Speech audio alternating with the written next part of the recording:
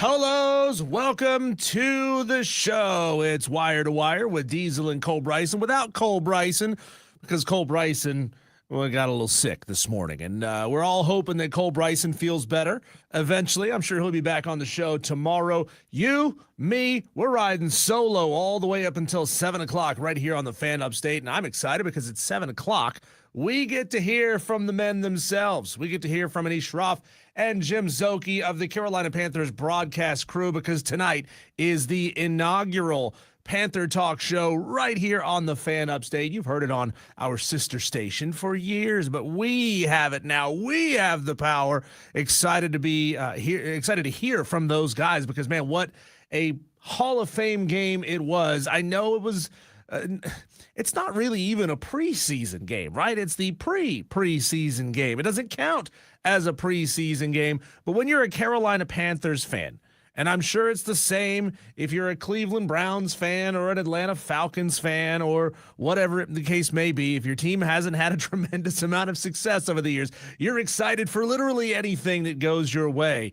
And, the Carolina Panthers, I think us fans, us fans, because the way you decide is what word would you use if you didn't use the follow-up word. So if you're talking about for us fans, you wouldn't say for we fans, because you just wouldn't say for we. It makes sense. Now, for us Carolina Panthers fans, those of us who had to sit through two major injuries early in camp, we needed that, right? We needed something fun to talk about, something to get us excited for the season. And now I'm saying Super Bowl or bust, baby. Okay, I'm not 100% serious about that. None of the players that actually will be playing in the regular season game actually played in the Hall of Fame game. But damn it, give it to me, would you? Let me have it. Dewey says, "Where's Cole on the stream?" Cole probably face down in a porcelain bowl right now would be my guess. I'm not entirely sure, but hey, Dewey, if you want to be an integral part of the show, if you want to co-host the show with me, Dewey, call in now. We'll keep you on hold for the next 4 hours, or keep you on the phone for the next 4 hours. We can just chat about everything with Dewey or Dan B or Tom in Somerville, who's not back in the country yet, I don't think. We heard from him last week. He was going to be out for about 10 days.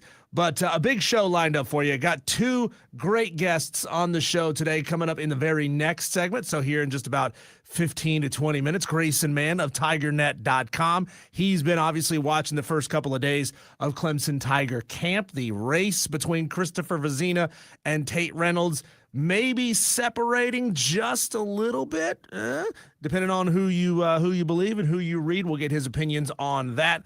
Also coming up, the big brother, little brother conversation. Does Clemson have a big brother? And is Clemson, by default, South Carolina's big brother?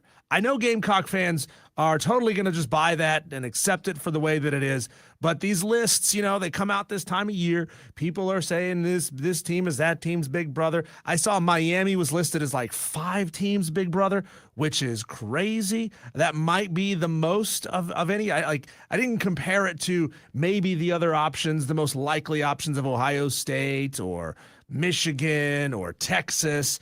But Miami was listed as like 4 teams in the state of Florida's big brother. Fascinating conversation. We'll talk about that a little bit later on. We'll actually do that at 5 o'clock. Dewey says Cole's got that lettuce disease that's going around. Yeah, the one that puts you on the, well, you know what, Dewey, this is a family show. We're not going to go there yet. Only Rick gets to turn this into not a family show, okay? Rick has exclusivity where that is concerned. And, of course, coming up at 4:20, Smitty of Sports Talk Media Network. He's got his high school football show coming up this fall. Cole does his Saturday morning scramble on top of hosting and doing play-by-play for Burns Rebels football. But Smitty does a Friday show, so check that out. You can listen to Smitty's Friday football wrap-up show, the whole state of our prediction show, the whole state of South Carolina. Then you can listen to Cole do play-by-play of Burns football, and then you can listen to Cole do a Saturday morning wrap-up of football, especially here in the upstate. We got so much football content coming your way. I know there's like baseball fans saying, no, not again. Not again. It's not fair that football season just comes around and gobbles up all the attention for the back part of the baseball season, what some would call, outside of the playoffs, the most important part of the baseball season.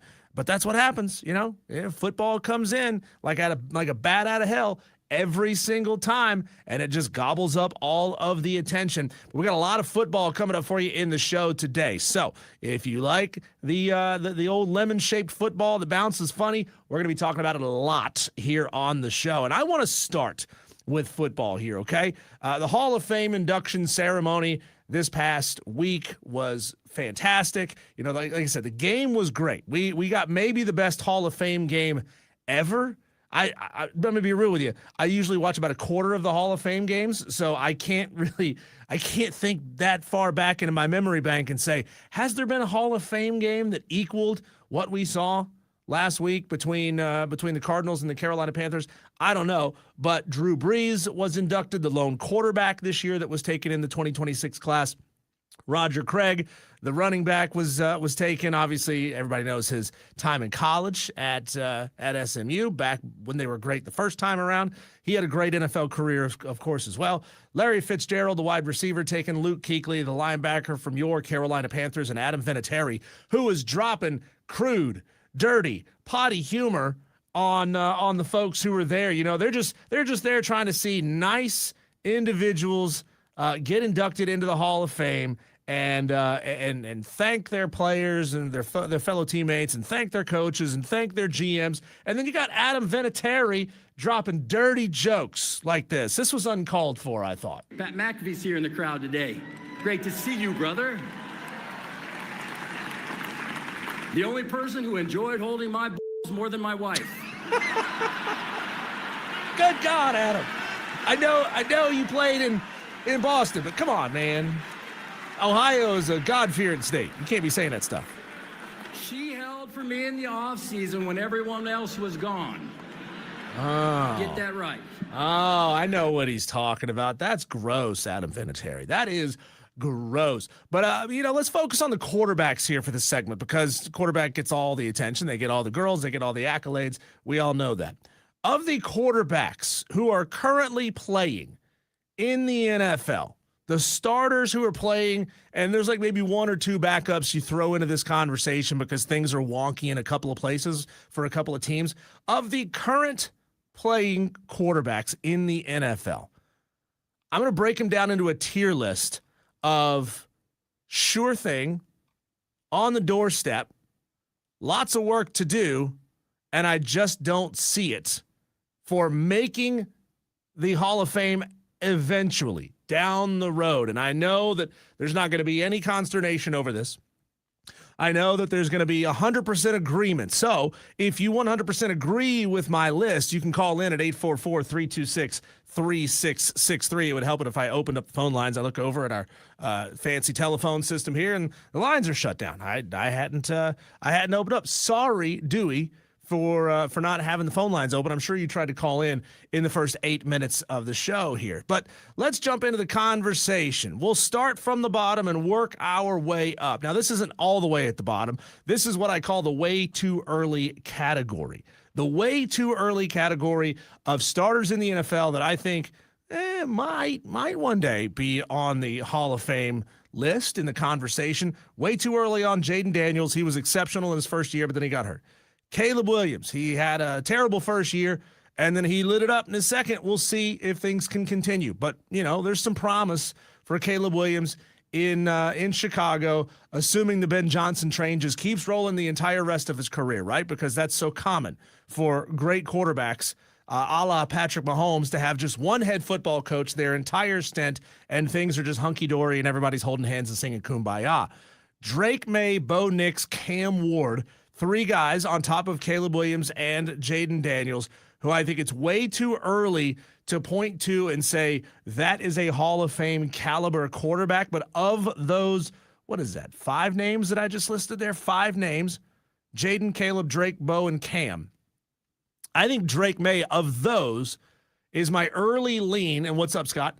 My early lean on a guy that I think could be in the playoff conversation at some point in his career, but we just don't know, right? It is way too early. He made a Super Bowl already, and things seem to be building in New England to some sort of a climax, head coach. But we'll see how that continues on. I know I just admonished Adam Vinatieri for making crude jokes, and there I am doing it too, Diana Rossini. Quarterbacks that I just don't see ever making the Hall of Fame in their careers. And again, I don't know that there's going to be a ton of pushback on any of these. Baker Mayfield, Bryce Young, Tua Tagovailoa, J.J. McCarthy, who knows, may have to move on if he wants to start again. He's potentially locked in a quarterback battle with Kyler Murray this year, so let's add Kyler Murray to that list. He's not going into the NFL Hall of Fame. J.J. McCarthy would have to have just like a nuts resurgence in his career if he moves on somewhere else. And then Deshaun Watson, who is, according to Todd Monken, splitting reps in practice. And he's saying, like, hey, this is a quarterback battle between Shedeur and Deshaun Watson. Again, neither one of those guys going into the Hall of Fame. The only one that I see who still is maybe a tiny bit on the fence in that group, who maybe has a slight chance one of these days of playing his way into that conversation. And again, this chance is extremely thin. Baker Mayfield, but extremely thin. That's why I listed him number one on the I just don't see it list, because I guess there's a chance that he moves up into the lots of work category. And there's a bunch of guys in that lots of work category. Sam Darnold needs to put on a lot of work, even though he's already won a title. Justin Herbert needs to put in a lot of work. Great regular season accolades, but trophies matter. Scott Tedder says Drake May will win a Super Bowl. Robert Kraft always makes sure his players get a happy ending. Well, there you go. Everybody walks away with a smile, Scott. And thank you for joining in to our potty mouth segment here. I'm glad Cole's not here, because Dak Prescott still has so much work to do to ever be a Hall of Fame caliber quarterback. I mean, to me, at this moment, he's not close. Jared Goff, Brock Purdy, Trevor Lawrence, Jordan Love. These are guys that, they probably need to win 2 titles to be in the mix, really, for the Super Bowl or for the Hall of Fame. Now, one name I didn't say yet is Jalen Hurts, and I put Jalen Hurts into lots of work to do, and that's not my opinion. Okay, it's not my opinion. I think Jalen Hurts is clearly in one category above, if not all the way into the 2 categories above where I'm going right now. But Jalen Hurts, just for whatever reason, people don't like him. People don't like him. And the conversation around NFL circles, you watch NFL Live, you watch the other shows that ESPN has talking about the NFL, you listen to sports talk radio, and for whatever reason, people are just bagging on old Jalen Hurts, even though he's already got a title. His resume is very similar to Aaron Rodgers, who I feel is a lock to get into the Hall of Fame one of these days. But for some reason, people just don't want to give him his flowers. I think he's deserving, but will he get in? We'll see. I think he has more work to do, and that's not necessarily fair. Great quarterback, yes, some years, a Hall of Fame level quarterback, still has some work to do, but I don't think it's a ton. Quarterbacks that I think are on the doorstep of being Hall of Fame quarterbacks. And some of these are deserving for different reasons. Some of these there's 2 guys that I think are on the doorstep. What they've accomplished already in their careers are on the doorstep of making the Hall of Fame. Josh Allen is one, and that makes tremendous sense, right? Because he is the picture of consistency. He is phenomenal in Buffalo, which, by the way, have you seen the new photos of Buffalo's, Highmark Stadium that are coming out today, and all the blocked sight lines? Dear God, how do you spend $2.5 billion on a stadium and you have blocked sight lines? Like, you can buy a ticket and only be able to see a partial field view. That's insane to me. It's insane to me that you spend that kind of money and you didn't think about those kinds of things. But Josh Allen just needs to do one little thing, win a title. I know it's not one little thing, but he's one of those guys that they are itching to put in. The story is already written. He just needs that little punctuation mark to get there. And the same thing with Lamar Jackson. I wouldn't put him on the doorstep. I'd say Lamar Jackson still has lots of work to do. To me, Lamar Jackson needs to drop down a category, but he is that guy that the media has anointed as this, game-changing quarterback that's completely revolutionized things, but it hasn't lent itself to anything. Great. You won some regular season MVP awards. Great. But what have you won? Nothing to this point. He's won nothing to this point. But it seems like that's that guy that's on the doorstep. He needs to accomplish a little bit more, win one title this late in his career, and he is a shoo-in for the Hall of Fame. Maybe not a first ballot, but a shoo-in for the Hall of Fame. Now, here's when we get into, Texter says, might be the devil's lettuce. I don't think Cole imbibes in that, but you're talking about that brownout lettuce. That's the one from Brown Farms, yes. Without a doubt, in the Hall of Fame in the future, Patrick Mahomes is in 3 titles, appeared in 5 Super Bowls, 2-time NFL MVP, 3-time Super Bowl MVP. He's getting in. Aaron Rodgers, 4-time league MVP, Super Bowl champ, Super Bowl MVP, 4-time All-Pro. I don't think Aaron Rodgers is a first ballot Hall of Famer. I think he's maybe a second ballot Hall of Fame guy. I mean, as much as he has accomplished in his career, and he has won a ton of games, and he has been a Maverick and done things his own way, and there's some commendability in that.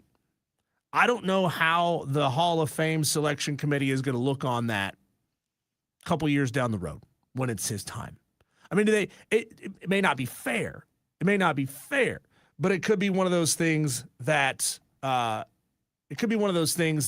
makes them think just a little bit longer and not put him in this time, but in the second time or the third time. And then lastly, Matt Stafford, fastest player in the NFL history to reach 30,000, 40,000, and 45,000 career passing yards. He's got a Super Bowl win. He's been great on 2 different teams. First player to ever complete 60% or more in every game of the season.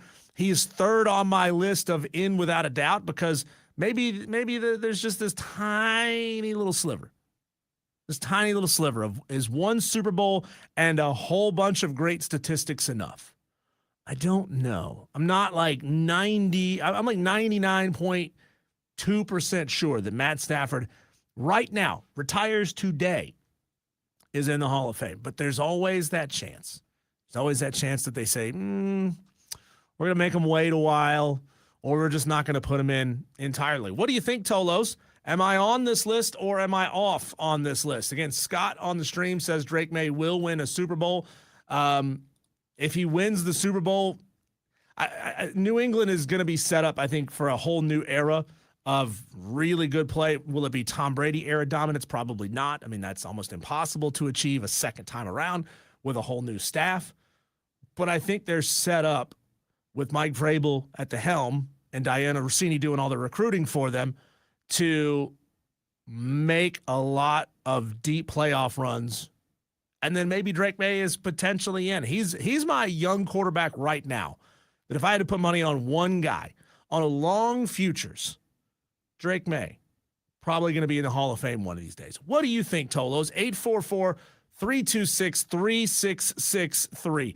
Coming up in the very next segment, we'll have a guest on. So if you want to comment on this list, if you want to argue against me on this list, if you want to tell me it was a great list, you can do that, but in the 3:45 segment. So after Grayson Mann, who's coming up in the very next segment, we can jump back into that conversation, and I'll get your thoughts. That's coming up right here on Wire to Wire with Diesel and Cole Bryson, 97.7 FM in Greenville, 97.1 in Spartanburg, 101.5 in Anderson, and, of course, wherever you are, because your phone is always in your pocket, on the free Odyssey app.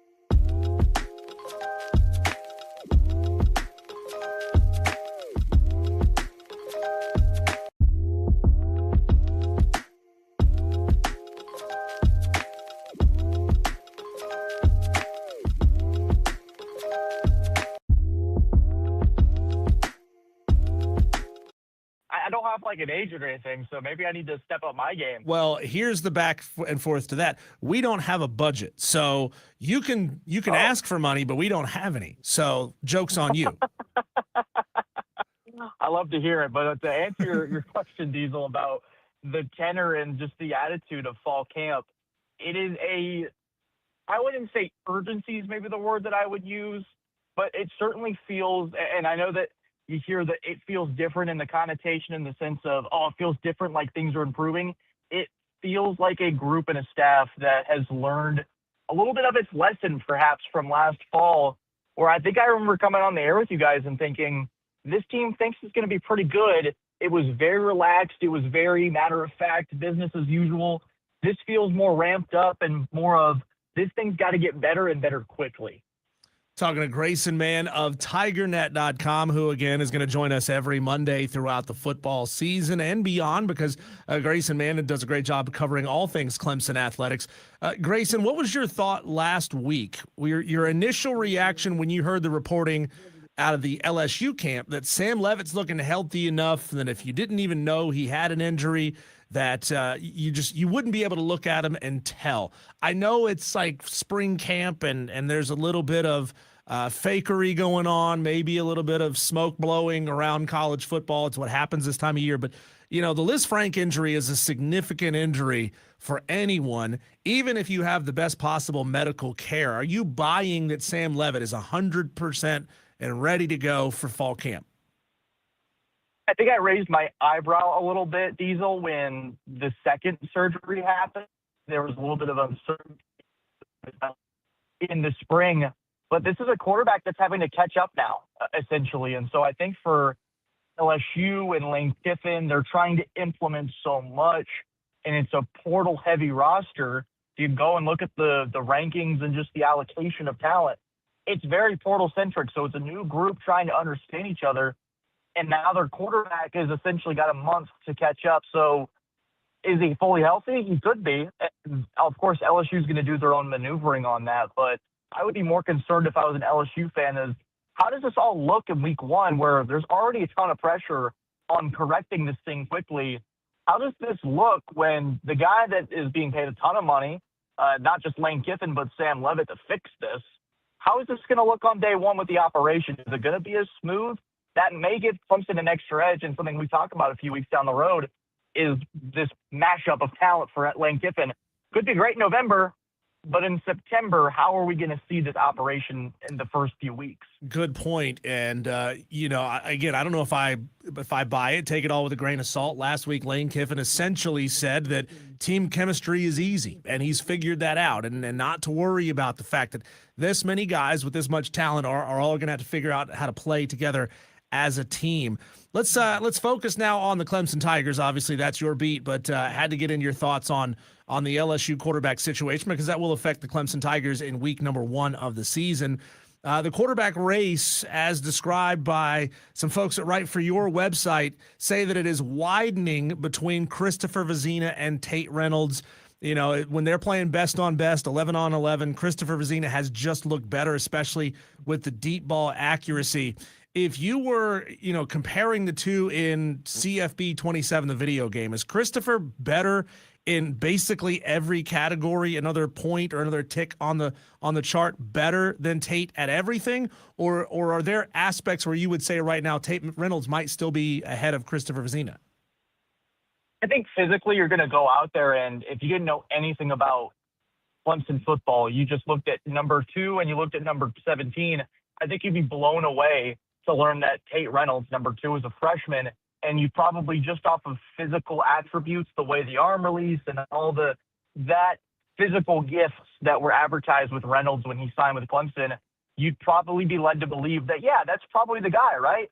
But I think with Vezina and what we're learning and what David so eloquently wrote is that behind the scenes, the experience of Vezina, the processing of Chad Morris's offense, when it's time to do 11 on 11 and Vezina goes in there and makes his reads and is standing there with his progressions, he's miles ahead as of right now. And it's not to say that Reynolds can't close the gap, but I think this is good news for Clemson fans is that your fourth-year quarterback is doing exactly what he should be doing. Is he's been in this game for a while. And so I think it would be pretty bad and pretty sobering news, Diesel, if I had to come up here Monday afternoon and say, yeah, the fourth-year guy is struggling to process stuff. So I think that it's good news, but at the same time, this is what we should expect out of a fourth-year quarterback, and it's going to help him in this battle against Kate Reynolds. And I do believe Vezina is doing everything in his power and, frankly, is doing everything the right way to widen this gap.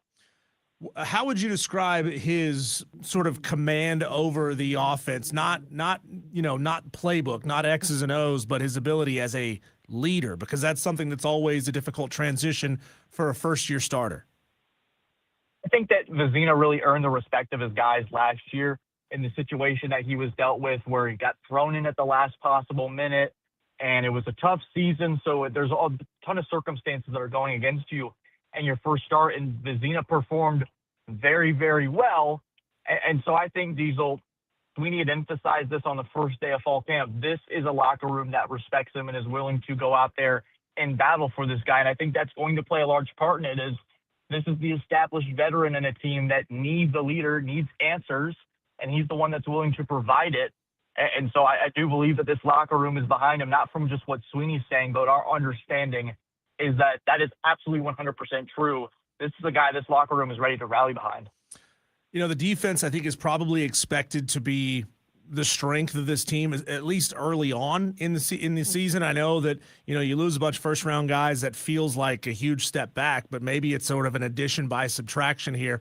Tell me about newcomer to the team, Jerome Carter III, who has come in from Old Dominion. He was one of the very best in the country at picking guys off last year.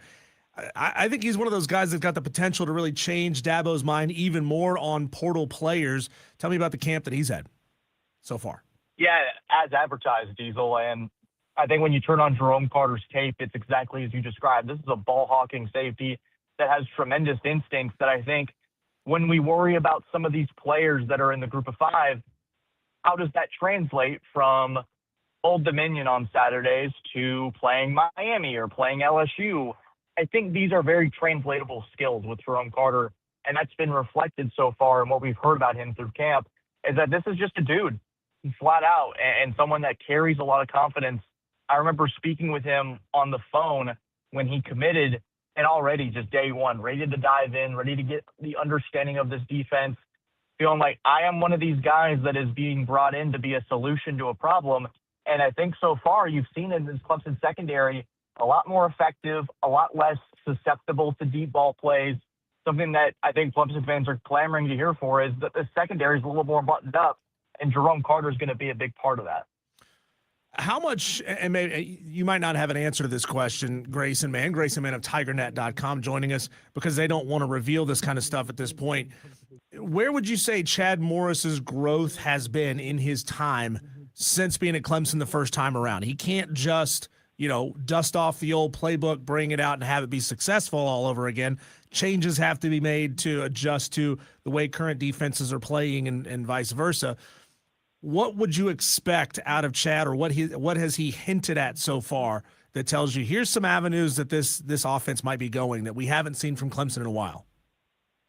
Yeah, Diesel, I think that's one of the more fair, maybe when Chad Morris was hired, one of the more fair criticisms was, okay, what has changed between 2014 and 2026? And that was sort of one of the questions I asked him in his opening press conference. That was more about the Luke Farrelly deal. But with the questions we did get in with Chad Morris was, what's changed? And he had sort of alluded to it. I wanted him to unpack it a little more.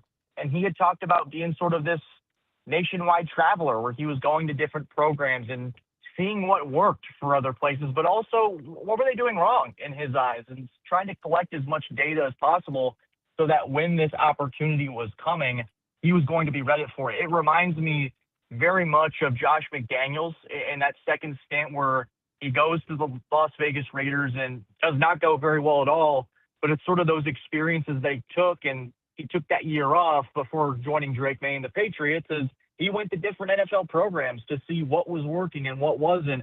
So that was the comparison I instantly made was, okay, this is a guy that maybe understood some of his shortcomings and went out there to see what was working, what's modernized, and McDaniels was able to be pretty successful in New England. I'm not saying all of a sudden we're going to see Clemson in the national championship like the Patriots were in the Super Bowl, but I do expect an improvement on offense because of the traveling and the experience that Morris was able to gather in his time away from football.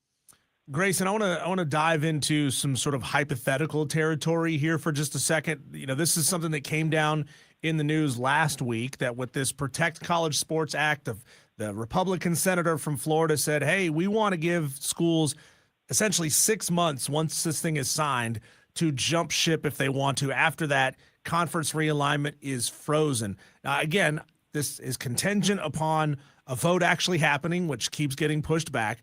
But if something like this were to go in, would you see this as an existential crisis for the ACC, where they'd be picked apart in a matter of months, the way that the Pac-12 was?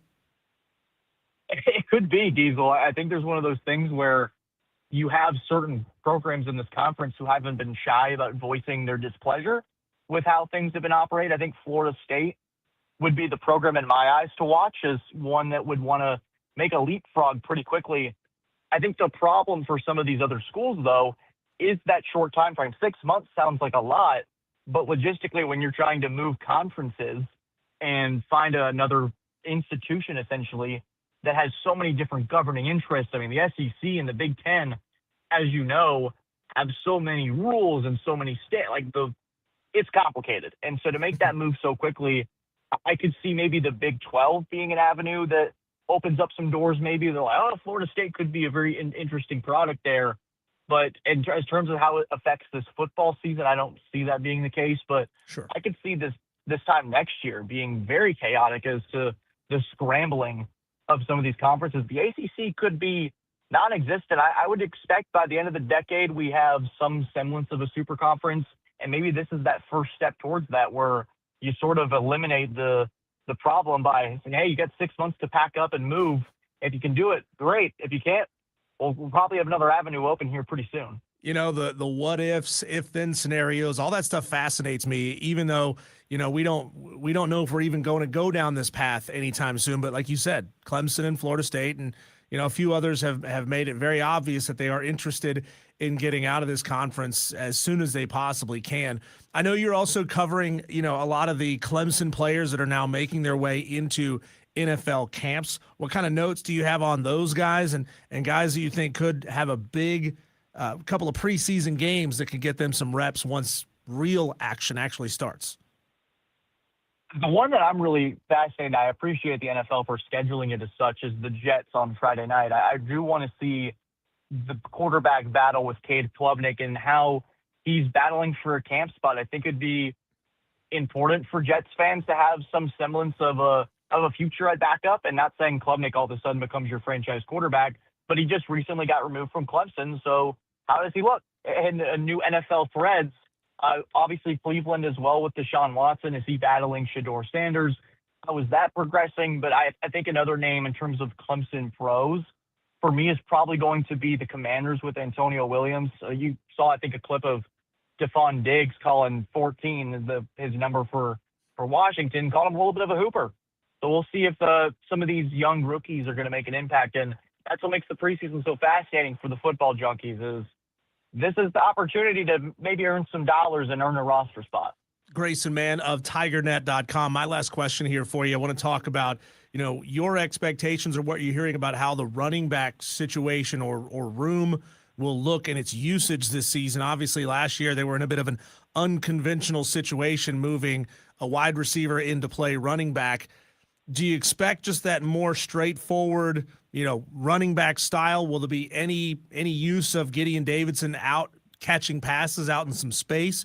How do you expect that to look differently? And then just think about, sort of the breakdown of running plays versus passing plays through the first couple of weeks of the season as Christopher Vezina gets a little more comfortable. I think when we associate Chad Morris and you think about what his offense is going to be, it's a lot of run and gun, getting the ball to guys like Sammy Watkins in the past, DeAndre Hopkins. I think this time in 2026, I think Clemson's success this year is predicated whether they can run the football or not. And that sounds very vanilla and cliche, but I think when you boil it down to some of the other elements, you have a young quarterback, whether that's experience or just purely young, in Tate Reynolds with the freshman. But also as well, you got an offensive line that's very uncertain. We don't know how that's going to look to a large degree. So I do think a lot of this hinges on someone like Gideon Davidson breaking out and having a season as advertised when he signed with Clemson as this next generational type running back. Chris Johnson Jr., another one that Clemson should use in a variety of ways, not just as someone in between the tackles, but maybe in a Malachi Tony-esque role. Chad Morris was asked that in the spring and didn't plainly rule it out, so I would expect to see some creative stuff with there as well. But then you have Jay Haynes, Jarvis Green, a lot of these unknown names that could step up and maybe turn this room less into a bell cow back and some of this option stuff with Chris Johnson Jr. and more by committee. And so we'll see how it all progresses. But I do believe that the success of this offense, they can't run the football, Diesel. They're going to be in a lot of trouble. He is Grayson Mann at Gray_Man21 on Twitter. Go give him a follow. Of course, go find his podcast, go find their website, and make sure you're catching up on all things Clemson because they do a great job. David Hood, Grayson Mann, and the crew over there at tigernet.com. Grayson, appreciate you as always. I know it's unconventional bringing you on at 3:20, but we will be back in the saddle and doing things in our normal fashion in the weeks to come. Always great to hear from you. Nothing if not adaptable, Diesel. So that's the veteran work here that I can do in year 2. Right. They say availability is the best ability, but I think adaptability is a very close number 2. Thanks, Grayson. Appreciate your time. That is Grayson Mann of tigernet.com. And again, you'll be able to podcast that interview again a little bit later on in the show. Once that audio goes up, if you missed it, we'll bring it to you again. Eric Hines on the stream, on the text line, has a big time problem with my list of quarterbacks that are locks for the Hall of Fame in the future, those who still have some work to do. He's got a problem with it. And I think, Eric, I can get you to come around to my side, but I'll read your objection, and I'll want to hear from you other Tolos as well on that on the other side of the break.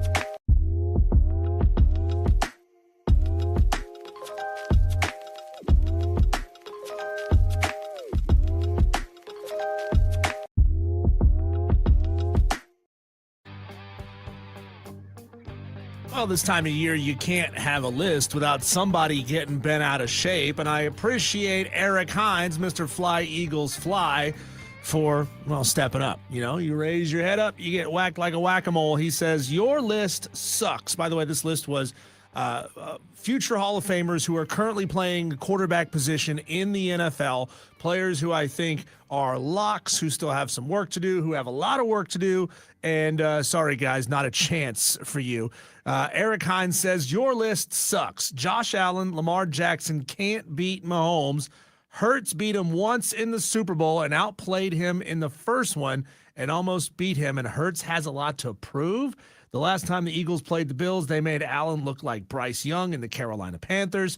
Same with the Ravens. How is it that Hurts has a lot of work to do? Fly, Eagles, fly, Eric Hines. Well, I'm glad, Eric Hines, you made the fatal mistake of not paying close enough attention to what I was saying, okay? I never said that this is, if I had a vote, this is who I would vote in on the first ballot. This was my prediction for guys who I think will be in the Hall of Fame one of these days. And I put Jalen Hurts in the work to do category, not because I think he has work to do, but I believe those who vote on the Hall of Fame believe he has work to do. He's already got a Super Bowl, right? And so that means he is far ahead of some of the guys who, honestly, I have higher on this list, Lamar Jackson and Josh Allen. But I also believe, and this is another fundamental part of what you missed, Eric, is that the football punditry, the overall pressure of the football media world wants so badly for Lamar Jackson and Josh Allen to be in the Hall of Fame. You watch the news or you watch the games. You watch them talk about these guys. Like, they're like, oh, they're right there. All they need is just a little bit. That's how they feel about those guys. And I'm not saying it's fair, but I do think that there's a lot of people who have this unfounded negative opinion, or this unfounded opinion that Jalen Hurts hasn't accomplished anything, really. And then I think that puts him a little farther away in the conversation. It's not fair, but I think that it's true. I told you, Jalen Hurts has a resume similar to Aaron Rodgers in the number of Pro Bowls and All Pros and Super Bowls they've won, et cetera, et cetera. I think the world of Jalen Hurts as a quarterback. He's up and down, up and down, up and down. Obviously, his coaching staff is constantly changing. He hasn't adapted to that in quite the same way that Lamar Jackson has been able to when taking on new OCs. But I think Jalen Hurts has accomplished more already. Of course, he's accomplished more than Lamar and Josh. But the media, the way people talk about Lamar and Josh, for some reason they have those two guys ahead of Jalen Hurts. So maybe that answers your question, Eric. 844-326-3663. My list of quarterbacks who I think have a lot of work to do to get into the Hall of Fame. Joe Burrow, and I think his stock is dropping pretty precipitously, even though they're all kind of looking for that reason to pump him up higher on the list, but you can't deny what you can see. Sam Darnold, again, has a Super Bowl, but I think he still has work to do. Would be a Hall of Famer. I don't think he's very close to that list. Herbert, Hurts, Prescott, Goff, Purdy, Lawrence, Love, those guys still have some work to do. Obviously, in without a doubt, Mahomes, Rodgers, Stafford. What do you think? 844-326-3663, 844-FAN-PHONE. You can always call into the show as well and be a part of the conversation. You know, I'm monologuing here for 4 hours, but it's always better when we get to talk to one another, right? We don't misunderstand each other in the same ways. Here's another big list that I want to get into because I saw this over the weekend, and of course, it had people freaking out, man, losing their minds. The list of big brother, little brother teams in college football. One team here in the state of South Carolina apparently does not have a big brother. Is it the Clemson Tigers? Is it the South Carolina Gamecocks? Coastal Carolina? Who might that be? And do you agree with this list? We'll get into that next.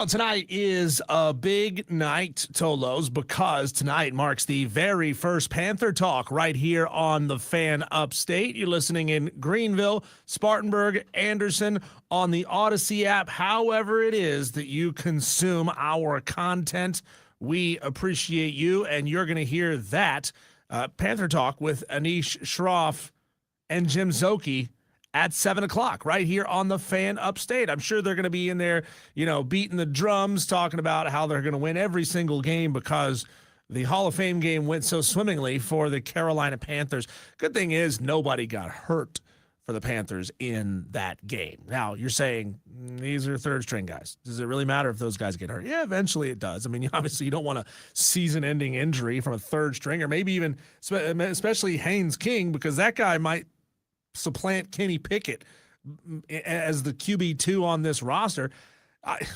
Kenny is an okay quarterback, but there's a reason why he's been bouncing around from place to place to place, and I wouldn't be shocked if Haynes King has the ability to play the way he played to make that conversation in the back rooms, between Dave Canales and his quarterback's coach and Dan Morgan, to say, maybe Kenny could, or maybe Haynes could be our quarterback too.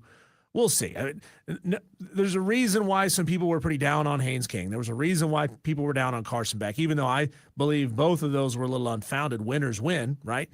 But we'll see. And you'll be able to hear them talking about that. I'm sure it'll come up on Panther Talk tonight at 7 o'clock. And that's going to be a weekly thing, by the way. You'll also be hearing weekly Carolina Panthers football on 93.3 The Planet. That is a change from last year. So if you're used to tuning in to 101.1 for Carolina Panthers football, that will not be the case this year. They got too many, bulls to rope and Broncos to bust, and, they can't be breaking away from that for Carolina Panthers football like they have in the past. That's moving over to 93.3 The Planet. So game days, 93.3, and the Monday morning show, or Monday show, Panther Talk, will be right here on the Fan Upstate. Tolos are asking, how's Cole feeling? I just shot him a message. Seems to be feeling a little bit better. Got some good meds in him. So I told him we spent the entire first hour trash talking Dak Prescott. So if he asks tomorrow, then make sure you have your Dak Prescott insults ready to go. Speaking of insult here, Tolos, 844-326-3663. This ought to be insulting to a lot of different teams. Is Miami football really the big brother to 3 different schools? Like, I know Miami is good now. Hasn't been the case for a long, long time. And the parameters matter here, of course. So maybe this is just a snapshot of where these programs are. But do you truly believe that the Miami Hurricanes could claim to be the big brother of the University of Florida, of Florida State, and FAU? Why would Miami be listed as the big brother for FAU? That's an interesting one. This graphic came out from an account called Throne Spud. These account names are getting better and better. Miami, the big brother of Florida, Florida State, and FAU for some reason. They claim, and I know a certain fan base that's going to have a problem with this, they claim that Clemson has no big brother. The Clemson Tigers have no big brother. I assume this is frequent head-to-head matchups. Obviously, results matter. Historical is a part of this, I'm sure. But Clemson has no big brother. Who has Clemson played a lot recently that has owned them? Maybe not played them a lot, but I'd certainly say Georgia. Georgia feels like maybe not a big brother, but like a stepbrother. Your parents got married. You and your brother are not blood relation. Your parents got married. Georgia is like a couple years older, bigger, tougher, meaner, drives a Camaro, has a tattoo of barbed wire on his arm, just kind of a jerk. I'd say if Clemson has a big brother, it's more like a big stepbrother, and that would be the Georgia Bulldogs, because Kirby Smart has absolutely demolish the Clemson Tigers the last couple of times they have played. Maybe there's just not enough frequency there between those two schools. But that seems like maybe the one. And they claim, and again, this is the part that the South Carolina Gamecock fans are not going to like. They claim that Clemson is the big brother of the South Carolina Gamecocks. Now, I know our Clemson fans are saying, yeah, of course they are. Of course they are. We're absolutely their big brother. And South Carolina fans are going to say, no, we're not. By the way, Georgia owns the lead in that series, 44-18. And Georgia has won 3 in a row, going all the way back to 2014. It's been since 2013 when Clemson beat Georgia 38-35. That was a home game at Clemson, by the way. And 2 of those 3 matchups against Georgia, Georgia has absolutely demolished the Tigers. Dear God, 45-21 in Athens in 2014, and it was 34-3 in Atlanta, obviously, a couple of years ago.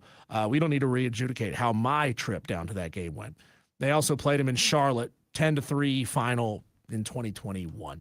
But big brother, Clemson over South Carolina. We've all heard the sound bits, and Clemson claiming to be the big brother, and Will Muschamp saying, we're not the little brother. We're not. As a matter of fact, we may have that audio here somewhere. This is what makes radio great when you're by yourself. It slows you down on the ability to play some of these clips of audio. I know I've got this somewhere, or maybe we don't. Maybe it's all been demolished, deleted, and we don't have it in there. But we had the clip of Will Muschamp saying, no, we're not the little brother. We're not. You've heard that audio. But little brother, South Carolina, big brother, Clemson, Gamecock fans, your thoughts on how that makes you feel. We'll do a little therapy session right here on the Fan Upstate. They have my school, App State, as the big brother to Charlotte. Agree. They've played a handful of times over the last couple of years. And App State is undefeated against Charlotte. So, yes, clearly. They say that App State's big brother are North Carolina. Interesting. Bold take. They've only played 3 times in the modern era, and they were all classics. See, this is where I get my feathers ruffled up. That's where I get my feathers ruffled up. These were 3 really, really good football games, 3 tight football games. I just don't know about that. Marshall fans, they'd want to fight you because they say West Virginia is not their big brother. Navy, Notre Dame is their big brother. Yeah, that makes total sense because Notre Dame has absolutely obliterated Navy. And we found out last week, tested Cole, that is the team that Notre Dame has played the most over their history, being the Navy midshipmen. Let's go to the phone lines, and we're flying blind. Here, caller, who is this? Hey, it's Matt from Ohio. Matt from Ohio. It's good to hear from you, pal. Hey, how's it going, man? You're flying solo today, but you're doing a great job. Trying, man. Trying to hold it together, hold on to the wheel with both hands, and hopefully don't skid off into the distance.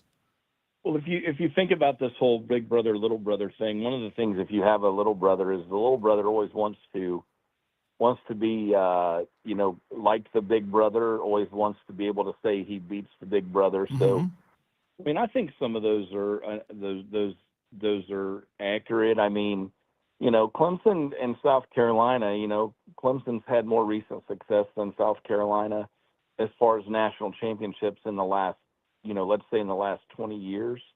So, I mean, I don't feel like that's out of line, and I don't think it's anything disrespectful. I mean, they're, guys, there ebb and flows to these programs, and that's one of the things that, I talk about a lot being from Ohio, the unrealistic expectations every year for Ohio State as far as, natty or bust. And we had, the other day y'all mentioned John Cooper. In Ohio, John Cooper will be forever remembered by 3 numbers, 2, 10, and 1. And that was his record against Michigan. He couldn't beat Michigan. And for a period of time, Michigan could probably say they were our big brother.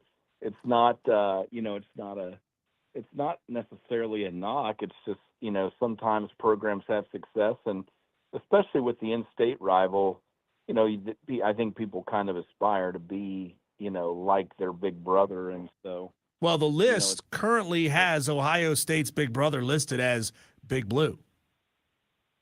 Right. I mean, and is that realistic? I don't know. I mean, the Michigan's kind of had Ryan Day's number, but prior to that, I mean, we kind of beat them quite often. So, after the Cooper era. So, Tressel, right, wrong, or indifferent. I mean, that Tressel was never embraced by a lot of the Ohio people. When you have a, when you have a coach that says the most important play in football is the punt, that was, Jim Tressel was ultra conservative, but he won games, and I guess sometimes it's not, how, it's how many, but I mean, and listen, one of the things that should give some of these programs satisfaction is, man, there's nothing like beating your big brother.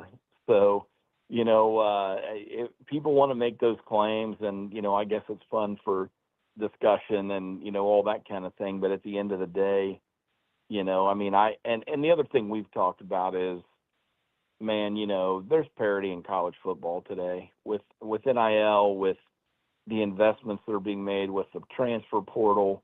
I mean, you could have said, and I know I talk about this a lot, but you could have said that everyone in the Big Ten was Indiana's big brother.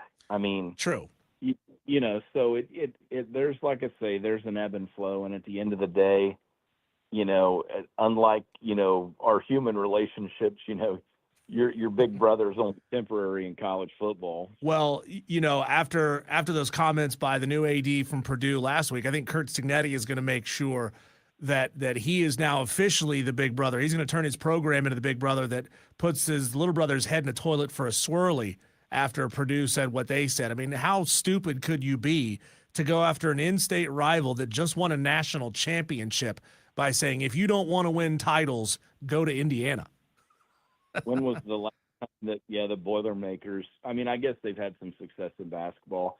I didn't get a chance to call in last week, but you guys were talking about college coaches on the hot seat last week, and your guy at Alabama, DeBoer, one of the things I think that makes a lot of coaches at the high-profile programs maybe on the hot seat a little bit more is, Cignetti is going to be, if he has another strong year this year, I mean, he's going to be mentioned for every big-time opening, because one of the things that people talk about is, okay, who are we going to get that's better? And that's always been, believe it or not, I mean, there are people, Ryan Day loses a game. There are people in Columbus, Ohio that, well, what's his buyout? What's as crazy as that sounds. I mean, True. And at the end of the day, one of my defenses of Ryan Day historically has always been, okay, so we get rid of Ryan Day. Who do we bring in? But, with a guy like Cignetti at a program like Indiana, not to say that Indiana's not a good job. It's in a high-profile conference. It is now. It's an even better job now than it ever has been. Right, but, I mean, you're still, I mean, I just compare like Ohio State and Indiana. When you compare facilities, do you want to play in front of, 40,000 in Bloomington or 110,000 at the Horseshoe? Very true. And I think a couple years from now, Matt, that if Kalen DeBoer doesn't work out the way that Alabama fans want, which is national title or bust, right? At this point, they're saying, hey, man, you've had a couple years under your belt. If you haven't brought a title back to Tuscaloosa, we're just going to move on. And there is Curt Cignetti right up the road in Indiana. I mean, Cignetti's making a little bit more than he is right now, about $750,000 more per season. Think how much money they would throw at Curt Cignetti to get him out of Bloomington. And he'd be the first $15 million coach if Alabama could get him. Yeah, there's no doubt, and I just think that part of the conversation I wanted to get on last week, but I wasn't able, was just that the first requisite for getting rid of your current coach is who are we going to bring in, and Cignetti's kind of the flavor of the month right now, but the big brother little brother thing, it's interesting, and there's an ebb and flow. I think the in-state rival helps with the Clemson, South Carolina analogy, and I would completely. I mean, I don't have a dog in the fight, but I think when you talk about recent success, you'd probably say that Clemson is the big brother. But hey, that can change if Dabo has another down year and South Carolina surprises some people. So that's it. Who could they get that's better conversation right now with Clemson is probably still accurate. Like, who could they get that's better right now? But give it time. that conversation starts to shift.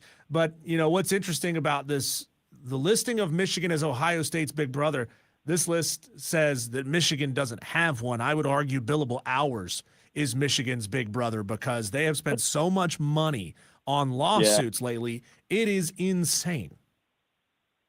Well, yeah, they've had some, and listen, unlike a lot of people that are Ohio State fans, I want Michigan to be successful because I want that rivalry game to mean something, so I don't wish anything bad on, I've got a buddy that says, who's your favorite team? And he'll say Ohio State and whoever's playing Michigan.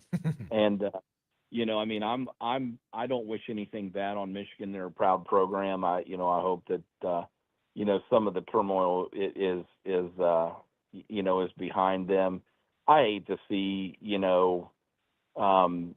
stuff with Sharon Moore, that was really unfortunate in people's lives. And, he's got a family that's impacted and man, I think about all the stuff that we've got going on. I know we've covered a wide array of topics, but even like this stuff with the WNBA and there's just, we tend to pollute, I get, we like sports to be, free from controversy. Just let's talk about what's going on the field and the competition and who's tough and who's not, and who surprises and who doesn't. And Michigan's had kind of their hands full, but hopefully they right the ship. I know that my friends that are Michigan fans are very hopeful with the coaching change, and let's see if he can get it done. I would say this about Sharon Moore. Obviously, it's way more complicated because he has a family. He's got a wife, he's got kids,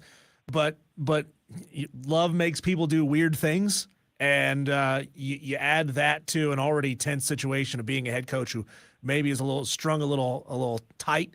It makes you do weird things. And again, that doesn't make it okay by any means because he's got a family. But still, it's just been one battle after another in Ann Arbor, Michigan. And I get what you're saying. You want them to be good so that beating them means more for your program because Ohio State, they need those tough games later in the season also because they don't necessarily play the toughest out of conference every year. The last couple of years have been a little bit different. But hey, Matt from Ohio, great to hear from you and good to hear your voice again. Glad you're back with us. Awesome. Yeah, keep up the great work. Yes, sir. Matt from Ohio. Tolos 844-326-3663. You can always call in and be a part of the show. We'll have the Overreaction Monday segment coming up at 5 o'clock. You got grievances from the weekend of watching sports or not. You can kind of take over and talk about anything you want. That's coming up in the 5 o'clock segment. But I got to run off to break because we have a very important guest coming up in the next segment, a fan favorite, a crowd pleaser. You know him as Smitty, Matt Smith of Sports Talk Media Network. He's going to join me. We'll do a little bit more of a South Carolina focus as we had Grayson Mann on in the 3 o'clock hour, but we'll be talking to Smitty right here on the Fan Upstate next.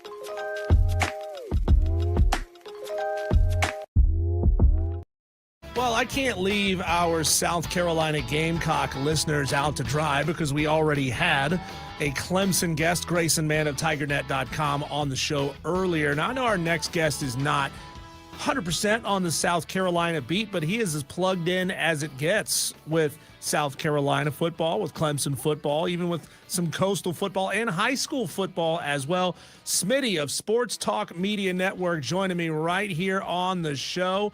And Smitty, always great to hear your voice on these airwaves. How are we today? Oh, I'm good. And I like Grayson. He contributes a lot to us and what we do. So, rising star in the business. I love Glad it. you've had Grayson on. He is fantastic, and he is always available. And you know what they say about availability, Smitty. Last week, I was down, not all the way your way, but I was in Blythewood for the South Carolina Gamecocks golf tournament, Birdies with Beamer. Had a chance to sit down with Randy Clements, with a couple of the other position coaches, and be in that press conference with Shane there. One thing that stood out to me, what Randy kept repeating was, we're not going to be exotic on the offensive line. We are going to be very simple, and we're going to try to be very good at being simple. Which is a refrain you hear coaches all the time say, right? We're just going to keep it simple and be good at that. I want your thoughts on, can you be really good at being simple in the SEC and still be highly successful and effective, especially when you're going against Brent Venables' defenses, Mike Elko's defenses, and obviously some of the best in the country? Yes. And I will answer this question kind of through the framework, I guess through the prism of South Carolina, who we're talking about. Yes. If you look at something, now listen, you said plugged in, but South Carolina, they hide a lot of what they do at practice. It's been limited availability, but here is what we are hearing. And we always have to almost take that with a grain of salt. We don't know. But what we are hearing is, on paper, kind of just assembling the roster, a bunch of, getting the dudes out there and playing ball. This is one of the most talented rosters in recent history for South Carolina. And I'll say this, if you look at that team they had last season, had they kept it simple and simply executed, they would have had great success. They couldn't execute. So I don't know, we never know exactly what Coach Shula was trying to implement, because I don't think it ever quite looked like on the field what he drew up on the whiteboard. But as far as, can you succeed? Yeah, because football is all about execution. At the SEC level, you say, can you be good and be simple? Yes, you can. Look, there are programs now with South Carolina. You're going to have a ceiling. The way Georgia won national titles, the way LSU has won national titles, the way Alabama has won national titles: recruit, block, tackle, repeat. That's what they did. Recruit, block, tackle, repeat. Now, can South Carolina reach that level just by doing that? No, but they can be really, really, really good. And what you want to be able to do is execute so that your talent shines. And South Carolina, Lenore Sellers, Dylan Stewart, Nick Harbor, the word is Matthew Fuller is very, very talented, and Christian Clark, the transfer from Texas. Let those guys shine. And so if they can execute on the offensive line and not give everything away they did last season with all the false starts, all the holding penalties, all the missed assignments, well, then you can let Lenore Sellers just do his thing. And that will keep SEC defensive coordinators up at night. I asked Shane Beamer the question during the initial press conference about the offensive line giving up as many pressures as they did. And he made it a very quick point to say, hey, that's not entirely accurate, that it's all on the offensive line. I mean, they made a ton of mistakes, right? But he also put it on running backs for not blocking very well. He put it on tight ends for not blocking very well. He put it on wide receivers for not picking up guys who are coming in off the edge when they were assigned to do so. He also put a lot of it on Lenore Sellers and basically just regressing a little bit. I'm glad you talked about them getting better across the board with the talent that they have. But you know as well as I do, in the SEC, it's tough. You can become a better football team and your record not necessarily reflect that, because it's hard when you're playing against the best of the best on a week in and week out basis. I want to ask you this, Smitty, if this season South Carolina doesn't wholesale improve their record tremendously, let's say they jump from 4 to 6, and 6 is as good as they get, or 7. And this is the last year with Lenora Sellers at the helm, as experienced and talented as a quarterback could possibly be in this system. If they don't turn that into some crazy turnaround, what do you think the ultimate legacy of Lenora Sellers on campus will be? Oh, that's a great question. It will be what could have been, because what you just described. Now, listen, they could potentially win 7 games and come up with some big-time signature headline-making wins. Sure. It really depends on, who those 7 wins are against and how the team plays and what it looks like. The late, great Steve Taneyhill, I don't guess ever won more than 7 games in a season, right? But now think about Taneyhill. Think about the numbers. Think about the impact. It was because they were kind of outmanned in the SEC, especially on the defensive side. And so he was always in these shootouts. And so I think it's possible Sellers can go out and have an incredibly good year, win 7 games. And if one of those wins is over Clemson, that'd give him 2 over Clemson. Maybe he pulls an upset over Georgia or something like that.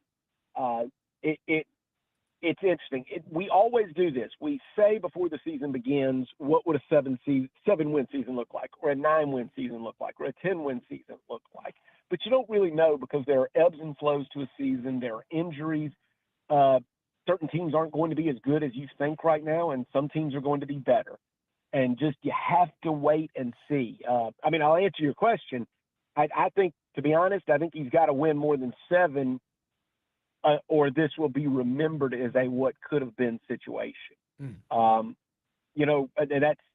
That would be an incredible shame. That would be an incredible shame for him, as talented. He is. I would say he is the most talented quarterback. I know Todd Ellis was highly recruited coming out of, the Greensboro, North Carolina area. Anthony Wright was highly recruited. South Carolina's had some of those guys. Stephen Garcia was highly recruited. But as far as the player and the raw talent that he had and already put on display 2 seasons ago, especially in the victory over Clemson, I think South Carolina fans would really be left wanting more if they could only dial up 7 wins. I tend to believe they'll actually do better than that. And I think however this season plays out, I think Sellers is really going to like this Bryles offense, and he's going to put a string of highlights out there, barring injury. What struck me about Kendall Bryles, and I don't know if he's like this in every interview he's in, but he is extremely straightforward and to the point. And I think Lenora Sellers and his personalities are going to mesh so well. I asked him so far, and he's only spent a little bit of time with this team, right? Who does he trust to go out there and execute his play, his vision every single time without question? And he just stared me straight in the eyes, very intensely, by the way. It was a little off-putting. He just said, my quarterback. So he trusts Lenora Sellers entirely at this point, and he's making no bones about that. Smitty, we know that Cole Bryson does a phenomenal job around here covering high school football on the Saturday Scramble, of course, doing play-by-play for Burns. But you are leaps and bounds covering a ton of high school football in the area and in the state as well. 4-Quarter Friday. Tell us about that show and, of course, where people can go to consume it. Yes. So 4-Quarter Friday, that is the streaming show that we're putting out there on YouTube. We've had Cole on as a guest. We're going to have him back and talk some upstate football. But you can find that on YouTube. You can find that on the Chief Sports Network, the Chief Sports app. And the website is 4quarterfriday.com, where we are covering every sport, high school football, across the state of South Carolina. But right there in your backyard, Diesel, what you care about up there in Greenville, we have got what is really fascinating right now. We have got some composite rankings ranking every team in the state of South Carolina in high school football right now. So that's, Northwestern, Dutch Fork in the Midlands. That's Gaffney, Burns, Dorman, West Side, right there where you are. All of those teams, and those are out there on the composite rankings right now. So you can get over to fourquarterfriday.com, check out where your favorite team is, get on the message boards and start debating that. We've got a special right now. We are an On3 rival site, and right now we've got a special because we're new and we asked for this. We want all of the high school fans to have access to this in the state of South Carolina. So it's $2.49 a month right now, fourquarterfriday.com, and get over there. So even if you've been living the life of a high school football fan, you can also check it out. We've got a lot of pieces on there right now about the history of high school football in our state, some things that have happened in the last 25 years, the rise of Dave Gutshaw, Marcus Lattimore in Burns. There's a story there. There's also about Football City USA. There's a recent story up there about the Chapman and Dillon trilogy of championship games they played at the 3A state level. So just a lot of stuff. So if you like high school football or high school sports at all, because we cover them all, baseball, basketball, everything, all of it is happening at fourquarterfriday.com. And I really want you to be a part of it. Yes, I'm putting a lot of work into it, and I certainly, I'm promoting it. Yes, it's mine, but we need this, I think, meaning high school football. I'm able to pick up the phone, talk to all of these high school football coaches, and then you find things out, we put that up there on the message board.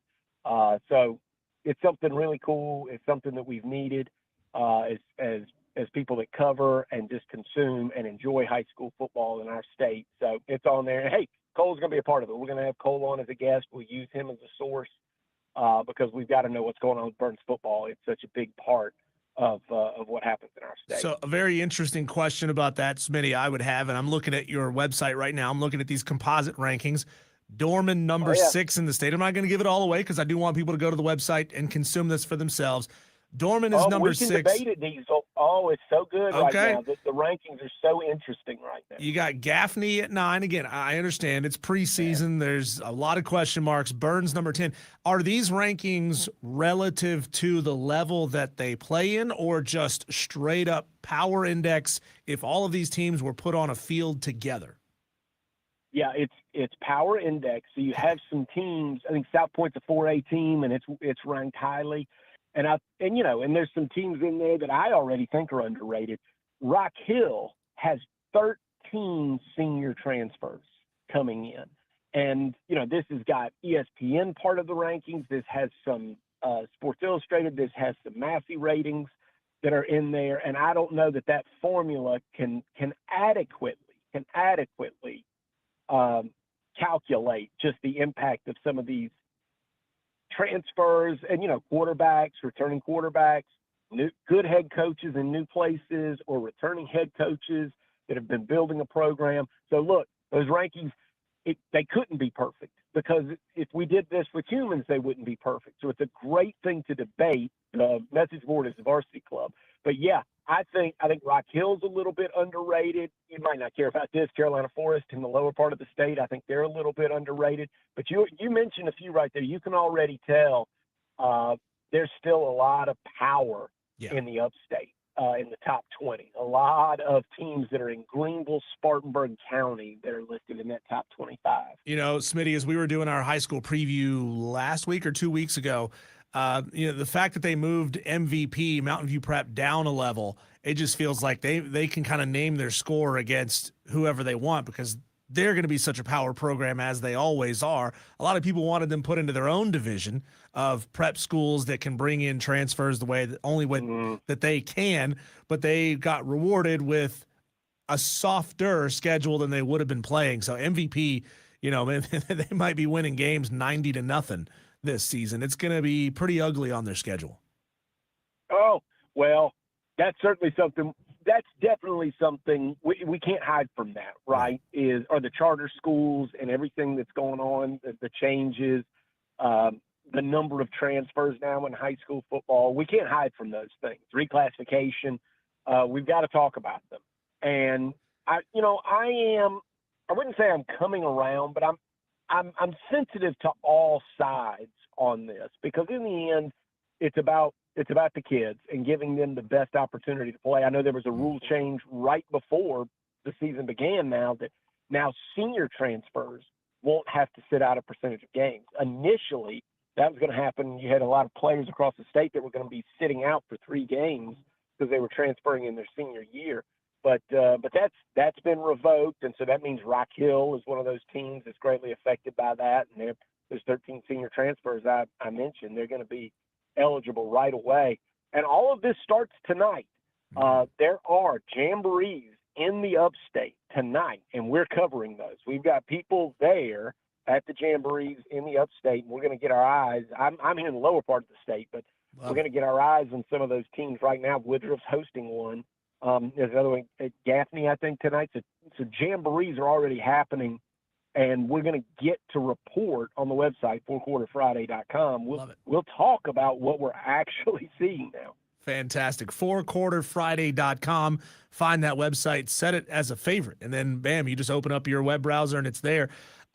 Last week, we had a lot of fun with this as well, Smitty. Ryan McGee, who I love. I've been reading his stuff for a long time. He's a local here. He's come on the show before. He rated Steve Spurrier as the #1 greatest villain in all of college football. You've been working here in the state for a while. I'm sure you've had opportunities to talk with Steve or been, covering Steve for a long, long time. His one-liners are amazing. The fire at Auburn that burned up a couple of coloring books that weren't filled in yet. What would you say, though, to refute the #1 villain status for Steve Spurrier, or would you just unequivocally have to agree? Oh, you got to agree.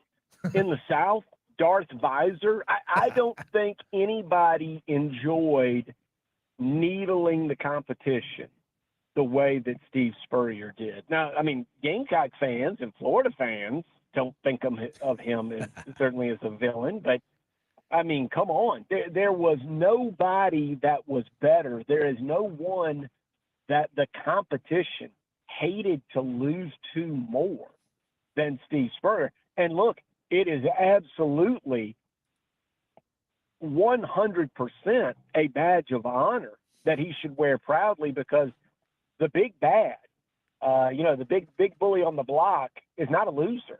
Steve Spurrier was a winner, and that's why he was Darth Visor and the biggest villain. So I don't think there's any question, and I think that's a no-brainer, honestly. I mean, there's coaches that I think are disliked, and they are, villainous somewhat, but that's usually by their own fan base.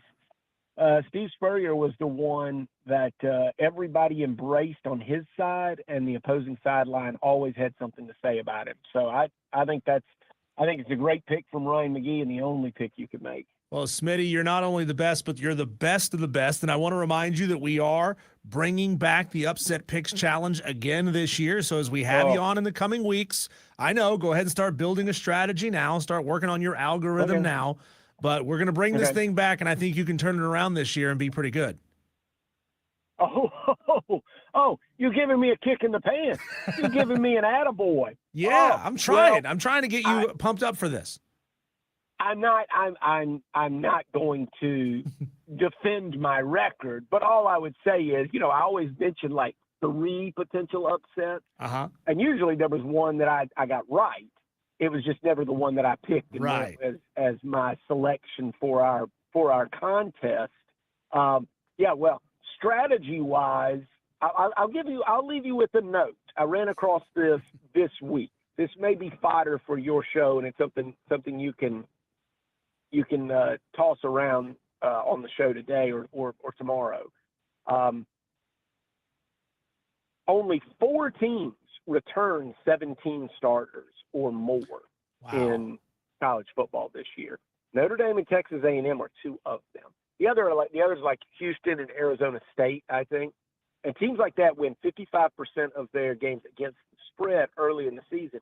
But here's another note. This one actually plays into Clemson LSU a little bit. First-year head coaches, I think, are only winning 45% of the time against the spread in the first 4 weeks of a season. That's Lane Kiffin and LSU. They are 10-point favorites over Clemson, 9.5, 10-point favorites. But they do have some stability. They've got some continuity. They have their defensive coordinator back. And, of course, Clemson has got a new offensive coordinator and a new quarterback. So, Right. Continuity is what it is.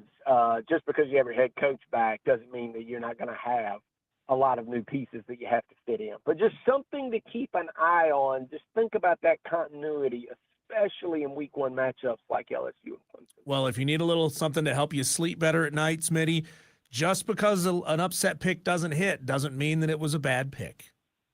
Oh. Always remember that. Thank you. Thank you, Diesel. Yes. Boy, my record must have been worse than I even thought. I didn't realize I was coming in for a neck rub. Hey. Well, we got to do the same thing to don't Bill beat Bender yourself because Bill struggles in this challenge as well, and Bill's one of the smartest guys there is when it comes to college football.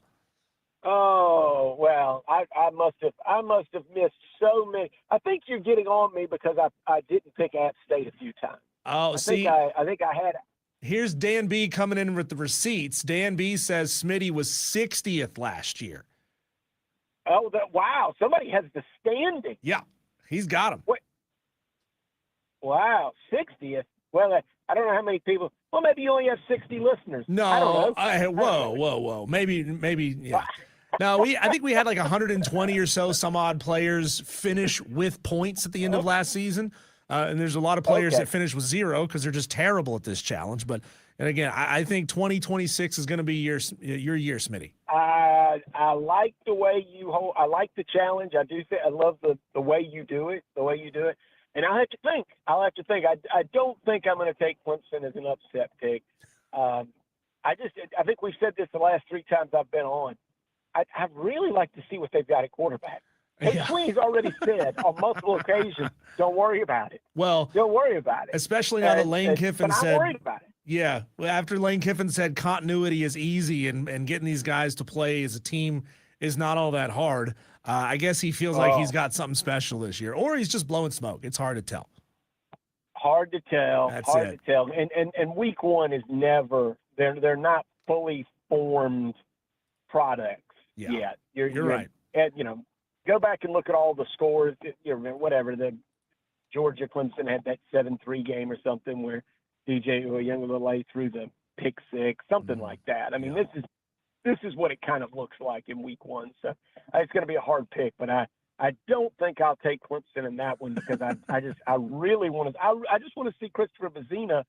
I saw him against SMU last year, but I want to see him take the field or whatever, or Tate Reynolds or whatever. I just want to see what Clemson has at quarterback, under Chad Morris this year before I start pulling the trigger on upset picks in favor of Clemson. We're excited for it, ready for the challenge. And again, I want to invite all of our Tolos to find Smitty's website, fourquarterfriday.com. Check out those composite rankings. Always great to have you on, and we'll talk to you again soon, Smitty. Yeah, I'm better at writing on the website than I am at picking up stuff. Okay, so check it out. I appreciate you. We'll talk to you again soon. Matt Smith, Sports Talk Media Network. On the other side of the break, we'll hit everything that's going on in the sports world rapid fire. Our Daily Wires next.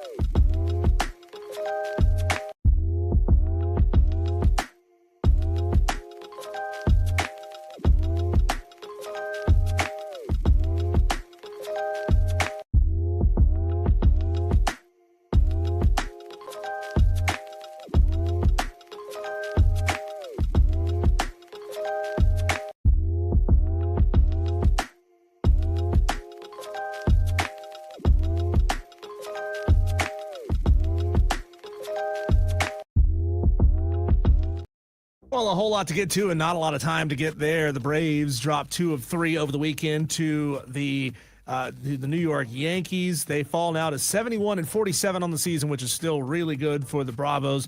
Going into the week, they held an 8.5 game lead in the NL East with 44 games left. Fun thing that happened over the weekend, I guess. Chris Sale, it was fuming from a balk call that scored a run on Saturday, and he was thrown out of Sunday's game. He wasn't even playing in Sunday's game, but he started chirping at the umpire and the crew chief, Dan Bellino and Dan Mertzel. They were nearby the dugout. They heard it, and they tossed him for a game that he wasn't even playing in. A 2-tire call, an impeccable green flag run, and Ty Gibbs had his second victory of the season, leapfrogging Joe Gibbs' teammate Christopher Bell on pit road. Michael Brennan took care of business at the Wyndham Championship in Greensboro, winning by 3 shots to claim his second tour title and punch his ticket to the FedEx Cup playoffs for the very first time. He had to win this event to get in. That was his only path of getting in. A little housekeeping for you. Panther Talk on the Fan Upstate debuts tonight at 7 o'clock. Leave it on after Wire to Wire to hear that. Next Tuesday, the Rebel Yell debuts and will air every Tuesday at 7 p.m. The Burns Rebels Coaches Show with Reggie Shaw and assistants and players live from Tanago's Mexican Restaurant in Duncan. And Saturday, Season 8 of the Saturday Scramble kicks off with Cole Bryson and the Fan Upstate and Alex Guest on location at various Ingalls markets. Lions quarterback and former Carolina Panther Teddy Bridgewater has announced his retirement. He'll step away from the team during training camp. He has been officially placed on the reserve retired list ahead of Sunday's practice. The official NFL preseason begins this Thursday with 7 games on the NFL slate. Not the Carolina Panthers, obviously. They played in the Hall of Fame game. Carolina's back in action this Saturday at 1 o'clock as they travel up to the brand new Highmark Stadium in Orchard Park to take on the Buffalo Bills. Tickets for that game, $82 for a preseason game. Yeah, 6 days later when the Panthers play at Jacksonville, tickets are just $28. Eric Bieniemy is back with the team with his Kansas City Chiefs after a 2-week absence following the shooting of his wife, Mia. He missed 11 practices after traveling to Virginia to be with her. The Burns Rebels going to begin their 2026 season next Friday as they open up against Independence. Listen all season long right here on the Fan Upstate. And finally, last Daily Wire for you. Former Panther, now Detroit Lion, Cade Mays suffered a wrist injury during a recent training camp practice, and he will miss a significant period of time, roughly 8 to 10 weeks. Those are your Daily Wires right here on the Fan Upstate. Coming up on the other side of the break, Tolos, it is Overreaction Monday. Your chance to call in and say whatever you got to say about what you saw this weekend in sports. That's next.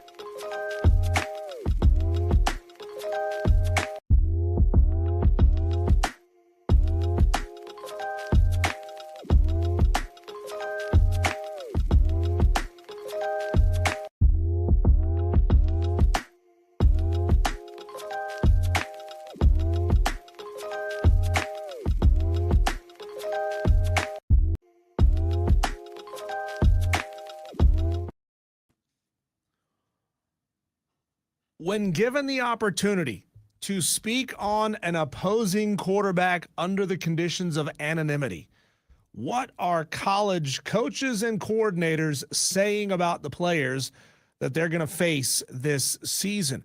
Fascinating article posted up on ESPN.com. I'm going to go through some of that here in this segment. But Tolos, it is your time. I want to hear from you. It's Overreaction Monday. Now, I know that we're kind of in that very tail end of not a lot going on in sports. I mean, I doubt that anybody's going to be calling in reacting to the Little League Baseball regionals that are on right now. Wilmington, Delaware taking on Berlin, Maryland. You're not going to be calling in with hot takes on that. But what have you got for me, Tolos? Over the weekend, the Braves dropped 2 of 3. Chris Sale got tossed out of a ball game for being angry about a balk the night before, which is ludicrous. So, like, why do you toss somebody out of the dugout that's not even playing today? That's such a stupid display of machismo and I'm running the show around here. What are you doing, really? You're telling a guy who isn't going to be able to play today, who isn't pitching today, that sorry, you can't sit in the dugout and watch the game? Get out of here. What are these umpires even doing? Golf happened this weekend. None of the big time stars played. Scotty didn't play. Rory didn't play this weekend. Dan B sending me the standings from last year of the Upset Picks Challenge. And I appreciate that, Dan, for getting that to me. He shared with me. Now, Dan B's just on top of it. He's always got this stuff. Dave Mosley was our winner. USC, and Dave Mosley walked away with this thing by nearly 22 points over USC Justin, Hurricane Jeff, Corn Chip, who was there, number 4, Leprechaun of Lyman, number 5.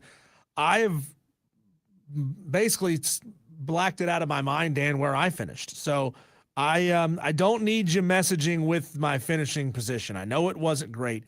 Now I've just been reminded. I found my name on the list. I finished in like 80th place with 10 points. This is a challenge that giveth and taketh away. But if you've got hot reactions over what you saw this weekend, or you just want to take over these airwaves for a couple minutes, 844-326-3663. What have you got to react to from the weekend? Now, let's get some of the reactions from the coaches who have to be playing against the best players in the game. What are coaches saying about them? This is really fascinating stuff. We'll go just hit some of the biggest ones. We don't need to touch all of them here. But Arch Manning, the quarterback at Texas, and caller, let's hit the pause button on what I was going to talk about and go straight to the phone lines. Caller, who's this? Dan B. Hey, Dan. You say it like you're calling in on like a one of those lines where you have to tell somebody who you are before they'll answer the phone, like a collect call. Dan B. What's on your mind, Dan? Yeah, well, just because sometimes not you guys, but your producer sometimes will get it wrong. Oh, yeah. Well, we're flying solo here today, Dan. It's just me, and I can't recognize all the phone numbers off the top of my head. Some of them I do, but not all of them. And yeah, what's on your mind today? Well, one, I missed the first hour. That's on me. My bad. But did you guys cover the 2 former players for basketball that have declared themselves trans so they can get into the WNBA next year? Haven't touched on that one yet, but okay. I'm sure you have some thoughts. Oh no, I'm all for it. I'm like, yes, finally somebody's doing something that'll just prove how ridiculous this is. Like, I get it. Like at first, when I first caught the whatever, it was a YouTube video I'm watching, it's a reaction. I'm like, oh, are you kidding me with this crap? But then you could quickly see that it was, oh, yeah, they're trying to do a thing. It's almost like it's a bit.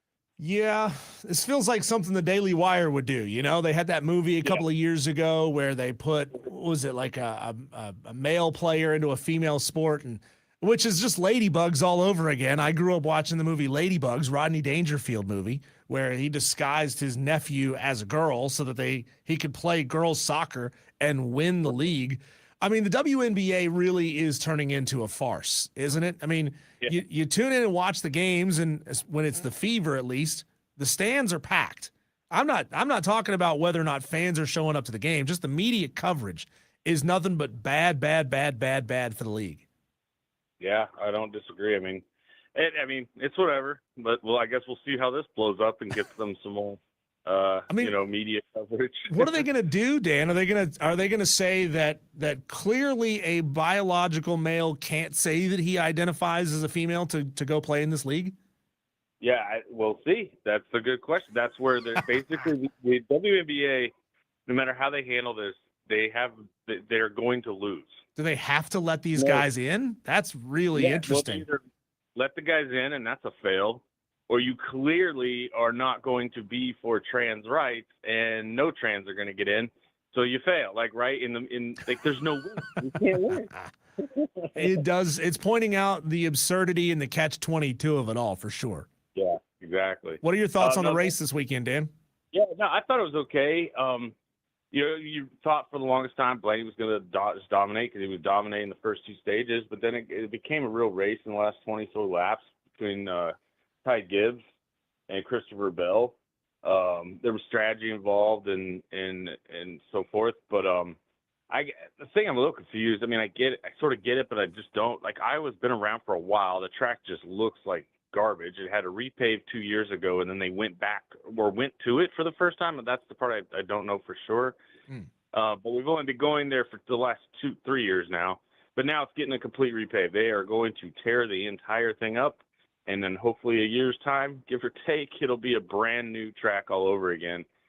And for as big as it is, you'd think, well, that thing's just been sitting out there in the middle of the cornfield, just like Field of Dreams, and nobody's been going to it for 20 years. I guess I just don't understand the economics of that track, but it's the fastest short track, I guess. It has these weird names because of its weird size and its configuration about what kind of track it really is. But I don't know. I thought the race was pretty good. Denny not having breaks all day and still managed a fifth place is kind of insane coming back from the tail end. But I thought it was okay. Interesting, Dan. And I know you called in on this last week, the new rules around not throwing cautions, like within 10 laps of a stage ending. When does that go into effect? Oh, it is. It went into effect. And I think they applied it in the O'Reilly's race. I think that did happen. They had a caution like 8 laps before stage one. So they just said, that's the stage. Okay. So that's it. And then you just move on. So the second stage becomes a little longer, which could also come into strategy when it comes to gas and things like that. Could be like, oh, dang, we weren't planning for that stage to be 9 laps longer. It could affect things, which is fine by me. I don't think it's the best way to do it, in my opinion. I think you should still leave the stage number of the stage. You just don't have a caution for it. Interesting. See, I would think to go the route of if a caution happens within 10 laps, they want to finish the stage on an unbroken 10 laps. So you would just essentially reset and say, no matter what, coming out of the caution, we got to go 10 laps before this stage is over, which you're right. So it changes strategy on a dime. Yeah, and that could get real, because then you might as well just do green, white checkers. Right. You're kind of the same thing, but you just don't, you don't call another caution, obviously. But yeah, you would like to see the stage end in green flag racing, as opposed to just being like, oh, you got lucky because at that exact moment, you happen to be in the lead when a wreck happened. So, but I mean, it's something. It's better than what we had 3 weeks ago and 4 weeks ago, where the multiple cautions and commercials and multiple cautions, commercials. It just kept going, and it was kind of like, oosh. Yeah. What can we do about it? And they're also trying to address how fast cautions get dealt with. They're using the term quick cautions now, as a term from the officials, where as long as it's not a major cleanup, it's like one caution lap, one pit lap, the 2's lap and go. It's like supposed to be 3 laps maximum for all the short tracks. So, they're trying stuff. And I saw this huge podcast, hour-long podcast. I think it was Bustle with the Boys, with Steve O'Donnell, and he's in it to win it. I like that guy. If you haven't ever heard him speak and what he talks about, he is all for trying to make NASCAR back to what it used to be 30 years ago. Love it. Love it. That's the way it should be, Dan. Appreciate the phone call. Good to hear from you. Yep. See you. All right, let's go to the phone lines again and bring in Sean from Simpsonville. Welcome to the show, Sean. Hey, how you doing today? Great, buddy. Is this the first time you've ever called into the show?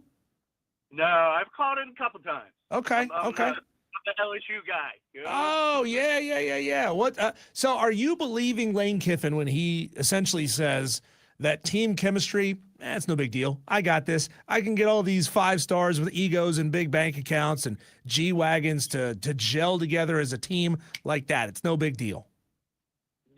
I don't know if I buy that first year.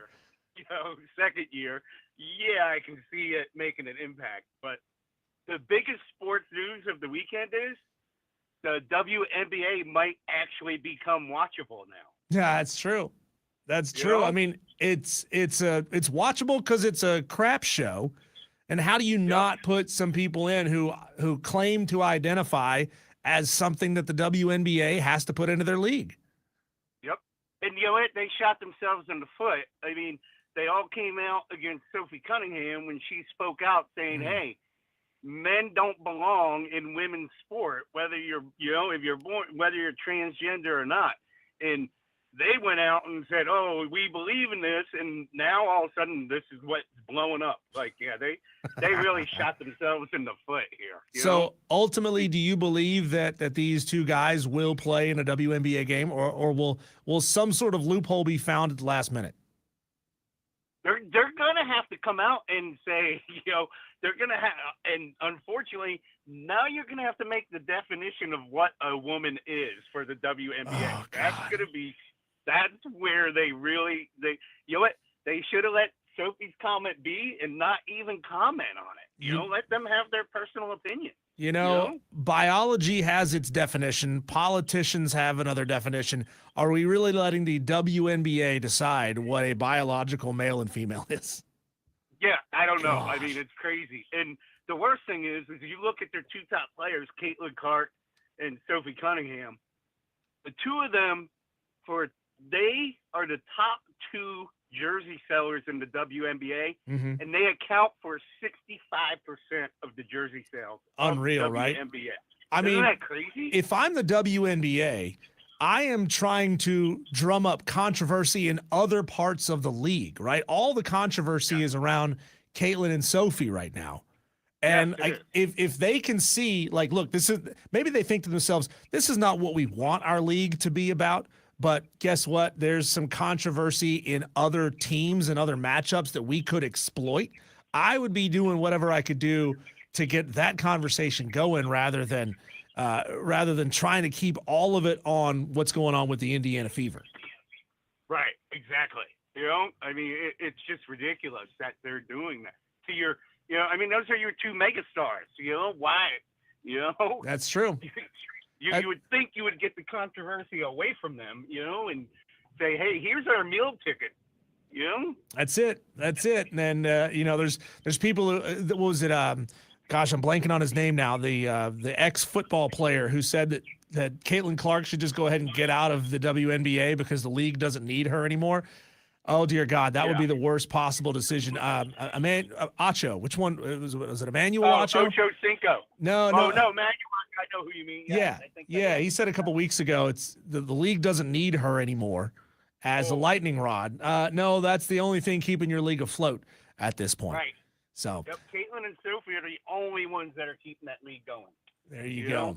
They're looking 2 gift horses in the mouth right now. Love it. Good phone call, Sean. Appreciate you. Are you going to be a part of the Upset Picks Challenge this year, Sean? Are you dedicated Tolo enough to be a part of this every week? Yeah, when's it start? I can do that. It starts the week of the first game. So the first games are on the weekend of the 29th. Here, I'm pulling up the schedule for the season just so I quote it exactly accurately. The first games are on August 29th. That's a Saturday. Okay. So you'll have, like 8 or 9 games to choose from on that Saturday, and we'll start it on the Wednesday leading up to that. And is it just on the website that you go in and pick? No, we do it over the phone and over text. Okay. Yeah. All right. This thing's fun, man. We get like hundreds of people in this challenge every year. and somebody will come out of nowhere and win this challenge because they'll get on a heater of picking upsets, and nobody can figure out how or why somebody wins this thing by such a huge margin, but it happens every year. Okay. Yeah, I'm down for that. That Okay. sounds good. Well, keep listening to the show. We're going to keep, once we get closer to it, we're going to pound the rules, and people will know the rules because you'll hear it constantly on the show. Gotcha. Sean, Sounds good stuff. Good stuff. Good to hear from you. Tolo's 844-326-3663. Going to give you just about another 2 minutes or so if you want to get in here on this Monday overreaction to the news over the weekend. Yeah, that multiple men are trying to make their way into the WNBA to prove a point. And how do you keep them out if you're all about equality and diversity? How do you keep them out if your own policies say you got to put them in there? Just quickly here on what coaches are saying. Arch Manning, they're saying they're saying Arch Manning handled the situation better than anybody could possibly do, that the expectations weren't fair, but they're hoping that he has a great year. Isn't that so nice? Let's see here. Another coach says that Arch Manning can absolutely rip it. Great with velocity, great with accuracy. This is an SEC defensive coordinator. He's got a little bit out of whack and made some mistakes, and people were really defending him. It's going to be really easy this year because people are going to have to double Cam Coleman. He's a real one, and so is Ryan Wingo. So it's like you can't double team both of them. I hope this SEC defensive coordinator doesn't have to play Texas this season. What are coaches saying about Trinidad Chambliss? Saying that Trinidad was underrated last year. He's not so underrated now. He's a quick decision maker. He can hurt you with his legs. He can hurt you with his arm. He's a playmaker. He makes guys around him better, calling him a dude, and that Lane Kiffin probably gets too much credit for Trinidad Chambliss.